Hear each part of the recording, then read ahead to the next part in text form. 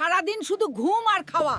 ওঠ, আমার জন্য একটা সোনার হেলিকপ্টার নিয়ে আয়। ঠিক আছে মা, এখনই আনছি।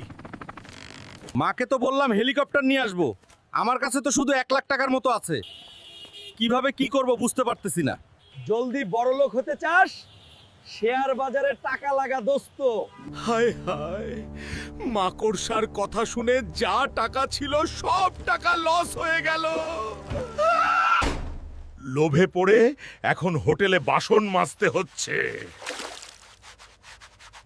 চা বেচার সাথে পড়াশোনাও চালিয়ে যেতে হবে।